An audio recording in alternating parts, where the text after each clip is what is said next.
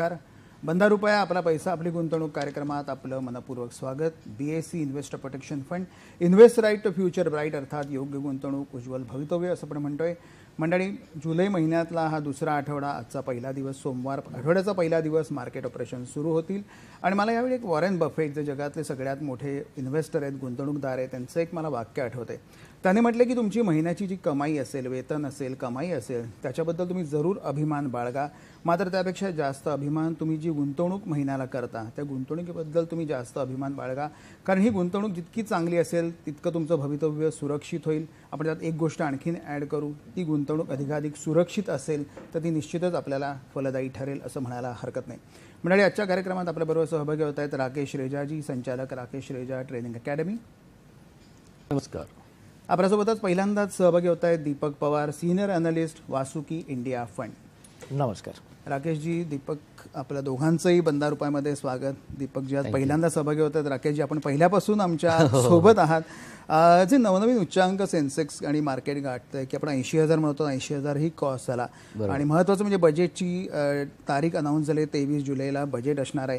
राकेशजी, आपण जर सगळा घटनाक्रम बघितला की म्हणजे इलेक्शन झालं, जे सगळ्यात मोठी घटना होती आणि खूप लॉंग चाललं, रिझल्ट आले, रिझल्ट सुद्धा म्हणजे टेक्स्चर फारसं बदललं नाही. आपण बघितलं तर मंत्रिमंडळातले मंत्री सुद्धा बदलले नाही, त्यात काही बदल नाही आणि तेजी आपण अपरंपार बघतोय. आतापासून ते बजेट दिवसपर्यंत काय वाटतं, मार्केट काय बरंच मार्केट जात चाललंय. आणि बजेट जे आहे 23 जुलैला, त्यामध्ये एक अशी अपेक्षा की प्रत्येक नागरिकाला आर्थिक सुरक्षा देण्याचा प्रयत्न असेल, हे या सरकारचं ब्रीदवाक्य. दीपक, आपण पहिल्यांदाच आमच्या बरोबर आहात. मी प्रेक्षकांना सांगू इच्छितो की दीपकजी सिनियर अॅनालिस्ट आहेत वासुकी इंडिया फंड, पण दीपकजी जे मत व्यक्त करतील त्यांच्या अनुभवातनं, त्याचा ते वैयक्तिक मत असेल, त्याचा त्या वासुकी इंडिया फंडशी काही संबंध असणार नाही. या सगळ्या मंडळींच्या अनुभवाचा फायदा आमच्या प्रेक्षकांना मिळावा म्हणून आपण त्यांच्याशी बोलत असतो. दीपक, तुम्ही पर्टिक्युलर काही सेक्टरचा तुमचा अभ्यास आहे आणि आता बजेट येत आहे, तर शुगर कंपन्या की इथेनॉल सेक्टर जो आहे, कारण या बऱ्याच जे शुगर कंपन्या आहेत त्यांना आता शुगर कंपनी म्हणून घ्यायला आवडत नाही, त्यांना इथेनॉल कंपनी म्हणून घ्यायला आवडतं. हा सेक्टर कितपत गोड आहे असं वाटतं आणि या सेक्टरबद्दल, सेक्टरच्या अपेक्षा काय आहेत बजेटकडनं? तर सध्या शुगर कंपनीज बऱ्याच साखर कारखाने आहेत ते एथेनॉल बनवत आहेत.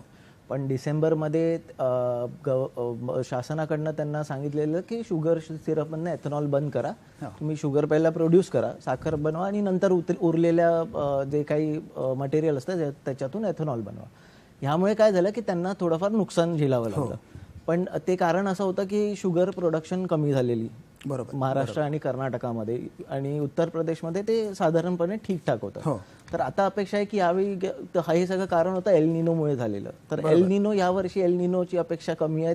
पाऊस बराच चांगला होणार आहे. स्कायमेट आणि जे IMD डिपार्टमेंट आहे त्यांनी त्या प्रकारे सांगितलं की यावर्षी पाऊस ॲव्हरेजपेक्षा जास्त होणार, म्हणजे शुगर प्रोडक्शन वाढणार. बरोबर आहे. मग आता काय होणार की याच्यामध्ये एथेनॉलचे जे डायव्हर्जन आहे ते सध्या आपण 12% एथेनॉल ब्लेंडिंग करतोय, ते 15% नेण्याचं असं लक्ष आहे गव्हर्नमेंटचं. तर त्यामुळे काय होतं की गव्हर्नमेंट ह्या सगळ्या योजनांतून शुगर कंपनीला जवळजवळ जो 15 दिवसात पैसे मिळतात आणि त्याच्यामुळे ते शेतकऱ्यांना लवकरात लवकर पैसे देऊ शकतात. तर ही जी योजना आखलेली 2021 मध्ये, ती जर योजना आता पुढे चालू राहिली तर 40% रेव्हेन्यू आपण जे म्हणतो ते सगळं एथेनॉल मधून येणार. आणि एथेनॉल मध्ये दोघांचा फायदा आहे, गव्हर्नमेंटचा तर आहेच, कारण जवळजवळ जर 20% एथेनॉल ब्लेंडिंग झालं तर 40,000 करोडचा फायदा होईल. बरोबर आहे. आपण जे ऑइल इम्पोर्ट करतो त्याच्यामध्ये.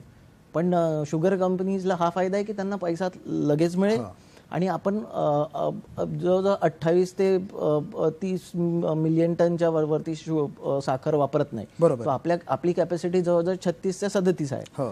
मग हे डायव्हर्जन शुगर कंपन्यांना फायदेशीर जातं. बरोबर आहे. आणि मुळात शुगर इकॉनॉमी आपल्या भारताच्या इकॉनॉमी, कृषीप्रधान अर्थव्यवस्थेत फार त्याचा मोलाचा वाटाही आहे. राकेशजी, एक एकदम लाडका प्रश्न असतो प्रेक्षकांचा नेहमी की या महिन्यामध्ये, जून महिना तुम्ही 4 जूनपासून बघितलं तर मिड कॅप कंपन्यांनी 16% रिटर्न्स दिलेत, स्मॉल कॅपनी 20% आणि मायक्रो कॅप ज्या सगळ्या छोट्या आहेत त्यांनी 24% रिटर्न दिलं.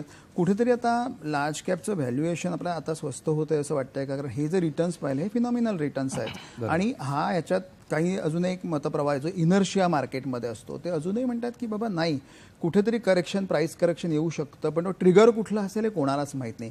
काय आहे situation? BSE investors protection fund प्रस्तुत बंधा रुपया.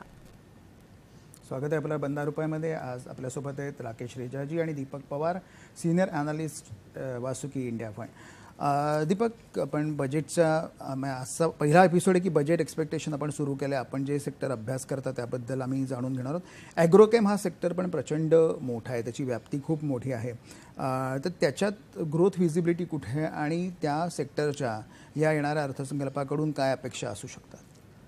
तर पहिली गोष्ट 2023-24मध्ये जाऊया. तेव्हा जसं मी बोललो की एल निनोमुळे बराच कृषी ह्या क्षेत्रामध्ये त्रासदायक घटना घडलेली की पाऊस कमी झाला आणि मग लोकांना एक प्रकारे त्या प्रोडक्शनमध्ये नुकसान झालं. तर ॲग्रोकेममध्ये पण तेच झालं. एक तर तिकडे 10 ते 15% ॲग्रोकेमिकल एज वेल एज फर्टिलायझर ह्याचा वापर कमी केला गेला. बरोबर. आता यावर्षी जेव्हा पाऊस चांगला होईल आणि वरून शेतकऱ्यांना सध्या आता कर्जमाफीचं वगैरे खूप काय काय चाललंय, तर शेतकऱ्यांसाठी बजेट असावा, सामान्य माणसासाठी बजेट असावा यावेळेला अपेक्षा आहे. बरोबर आहे. तर हे पुढे जाऊन असंच होणार आहे की ॲग्रोकेममध्ये 10 ते 15% वापर वाढ होणार आणि त्या वाढीचा फायदा ॲग्रोकेम कंपन्यांना होणार, कारण गेल्या वर्षी त्यांना खूप त्रासदायक वर्ष गेलेलं. बरोबर आहे. तर आपण 10 ते 15% व्हॉल्यूम ग्रोथ आणि प्राइस ग्रोथ थोडीफार अपेक्षित ठेवू शकतो. बरोबर. याच्यात 10 ते 15% प्राइस ग्रोथ आपण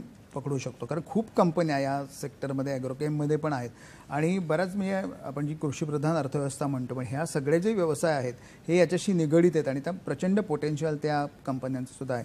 राकेशजी, बँक आता सगळ्यात महत्त्वाचं आपलं बँकिंग सेक्टर. आपण नेहमी म्हणतो FIचं मॅक्झिमम पुढे आयदर बँकिंग IT मध्ये जास्तही असलं तरी बँकमध्ये आता प्रचंड ज्याला म्हणतो ग्रोथ आपल्याला दिसते. PSU प्रायव्हेट आपण सतत कंपॅरिझन करतो या दोन बँकेची. आणि त्याआधी एक गोष्ट मी प्रेक्षकांना सांगायची की PSU बँकमध्ये महाभरती आता सुरू झाली आहे. जवळजवळ 6128 पोस्ट त्याच्यात आहेत आणि www.ibps.in मध्ये या भरतीबद्दल आपल्याला माहिती कळू शकेल. Bank of India, Canara bank, Indian overseas, bank of Baroda आणि पंजाब नॅशनल बँक सगळ्या बँकांमध्ये ही टोटल भरती 6128 त्याच्यात भरती. इंटरेस्ट मार्जिनचं आव्हान त्यांना नेहमीच असतं. क्रेडिट ग्रोथ आपल्याला दिसते, पण काही म्हणतात ते आव्हान आहे सेक्टर पुढे आहेतच. दीपक, सगळ्यात टेक्स्टाईल हा सुद्धा एक मॅन्युफॅक्चरिंगमधला ज्याला आपण म्हणतो की एम्प्लॉयमेंट जनरेट करणारा सेक्टर आहे. PLIचं बद्दल पण चाललं होती. टेक्स्टाईलमध्ये अधिकाधिक प्रोडक्शन लिंक्ड इन्सेंटिव्ह देता येईल. ह्या सेक्टरच्या जास्त मागण्या काय असू शकतात, अपेक्षा काय असू शकतात बजेटकडनं? तर सध्या बघा PLIमध्ये 2-3% फायदा होतो. पहिला 3%चा फायदा होता PLIमध्ये, आता तो 2%वर आलेला. आणि तसं म्हटलं तर पूर्ण टेक्स्टाईल इंडस्ट्री आहे ती जवळजवळ 6-5 आपल्या पूर्ण देशाचं जे पॉप्युलेशन आहे जनसंख्येमध्ये जवळजवळ 10 करोड लोकांना, 4 करोड लोकांना माणसांना डिरेक्टली आणि 6 करोड माणसांना इनडिरेक्टली एम्प्लॉयमेंट देतं. तर ह्या सेक्टरकडे सध्या दुर्लक्ष केलं गेलं 1 ते 2 वर्ष झाली. बरोबर. तर आता या बजेटमध्ये अशी अपेक्षा आहे की PLI scheme plus interest subsidy ह्या सगळ्या मागण्या आहेत टेक्स्टाईल कंपनीच्या आणि शक्यता आहेत की ते मागण्या पूर्ण होऊ शकतात. बरोबर. कारण आपण फक्त टेक्स्टाईल सेल्फ कन्झम्पशन नाही करत, आपण एक्सपोर्ट पण करतो आणि जेवढं एक्सपोर्ट वाढेल तसे सर म्हणालेत की आपलं करंट अकाउंट डेफिसिट कमी होईल. तर तसं टेक्स्टाईल्समध्ये यावेळी अपेक्षा आहेत की चांगल्या बातम्या येऊ शकतात. बरोबर आहे. टेक्स्टाईलवर त्यांनी भरपूर प्रयत्न केलेले होते. मला आठवतं एक्सपोर्ट कॉम्पिटेटिव्ह होण्यासाठी बरेच प्रयत्न झाले आणि यावेळी पियुष गोयल साहेब जे आपले इंडस्ट्री कॉमर्स मिनिस्टर आहेत त्यांनी पण अधिकाधिक निर्यातीला प्रोत्साहन या सेक्टरकडनं अपेक्षा व्यक्त केलेली आहे. 12 रुपया. स्वागत आहे आपलं 12 रुपयामध्ये. आज आपल्यासोबत आहेत राकेश रेजाजी आणि दीपक पवार. मार्केट सुरू झालं आहे, ऑपरेशन्स थोडं फ्लॅट ओपनिंग दिसतंय. FMCG कंपन्यांमध्ये थोडी तेजी वाटते. मॅरिको असेल, डाबर असेल, टाटा मोटर्समध्ये थोडी तेजी दिसते. चंबल फर्टिलायझर्समध्ये अपवर्ड मोमेंट दिसते. अर्थात खूप फ्लॅट ओपनिंग आपल्याला बघायला मिळते. आपण दीपक पवार यांच्याकडनं बजेट एक्सपेक्टेशन्स जाणून घेतो आहे वेगवेगळ्या क्षेत्राकडनं. आणि मी जसं मगाशी म्हटलं तसं की दीपकजींची जी मतं असतील ती वैयक्तिक मतं आहे, त्याचं त्यांच्या वासुकी फंड इंडिया जो आहे त्याच्याशी संबंध नसेल. दीपक, बरं इम्पॉर्टंट सेक्टर म्हणजे आता जी गेल्या 2-4 बजेटमध्ये त्याचा उल्लेख झाला तर मग ॲक्वाकल्चर असेल किंवा फिश प्रोडक्शन असेल. आपण म्हणतो महाराष्ट्रालाच मुळात 700 किलोमीटर लांबीचा समुद्रकिनारा लाभला आहे, एवढ्या तिथे अपॉर्च्युनिटी आहे ह्या सेक्टरचं. आणि फर्टिलायझर आता मला चंबल फर्टिलायझर्स पण आठवण झाली. या सेक्टरचं काय अपेक्षा आहेत बजेटकडनं? तर बघा, जो आपला बजेट झाला फेब्रुवारीत तेव्हा फायनान्स मिनिस्टरनी हे सांगितलं की त्यांना जो ॲक्वा रिलेटेड किंवा आपण सी फूड एक्सपोर्ट्स आहेत ते जवळजवळ दुप्पट करायचे आहेत. तर त्याच्यामध्ये सर्वात मोठं येतं ते श्रिम्प एक्सपोर्ट्स येतं. हो. भारत हा श्रिम्प एक्सपोर्टमध्ये दुसऱ्या नंबरवर आहे. आणि आपण दुसऱ्या नंबरवर ह्यामुळे आहे की आपण US मध्ये एक्सपोर्ट करतो आणि पहिला नंबरचा जो आहे तो इक्वेडर, तो US ला एक्सपोर्ट करतो. ते जवळ आहे त्यांच्यासाठी आणि त्यांना त्याच्यामध्ये फायदा आहे. पण जर आपलं जर एक प्रकारे जर US ने थोडंफार ओपन केलं त्यांचे मार्केट, तर आपल्याला तिकडे फायदा होऊ शकतो. बरोबर. आणि एक्सपोर्ट्स वाढवण्याचे जे सबसिडीज असतात किंवा PLIs असतात, हे गव्हर्नमेंट आपण अपेक्षा करू शकतो की शासन ह्याच्यात काहीतरी वाढ करेल. तर त्यामुळे आपले एक्सपोर्ट्स डबल झाले तर अगेन परत ते करंट अकाउंट डेफिसिटला कुठेतरी हातभार लागेल. बरोबर आहे. आणि यावेळीचं बजेटच मुळात दीपक आणि राकेशजी आपण बघितलं तर एक पॉझिटिव्ह ज्याला म्हणतो ते RBIने ऑलरेडी 2,11,000 कोटीचं डिव्हिडंड दिलेलं आहे सरकारला. त्याच्यामुळे ती पहिली जी फळी आहे ती मजबूत ज्याला आपण म्हणतो त्याच्यावर आधारित हे होणार आहे. राकेशजी, साहजिकच रेल्वे आणि डिफेन्सबद्दल प्रचंड कुतूहल या बजेटमध्ये काय असणार? FY29 पर्यंत 50,000 कोटीचं एक्सपोर्टचं टार्गेट दिलेलं या सरकारने डिफेन्समध्ये. रेल्वेला ऑलरेडी त्यांनी 2,55,000 कोटीचं बजेट अंतरिम अर्थसंघाला पाहत केलं.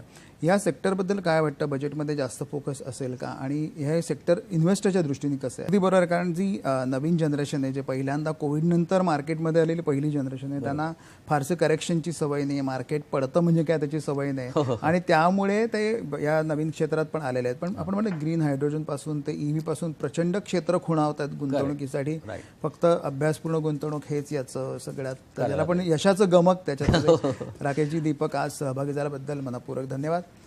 मंडळी, पुन्हा भेटूया उद्या सकाळी 9 ते 9:30 आपल्या सह्याद्री वाहिनीवर. आपला बंदा रुपये, आपला पैसा, आपली गुंतवणूकमध्ये.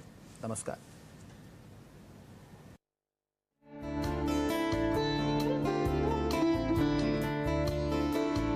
BSE इन्व्हेस्टर्स प्रोटेक्शन फंड प्रस्तुत बंधा रुपया. प्रस्तुत करता BSE इन्व्हेस्टर्स प्रोटेक्शन फंड.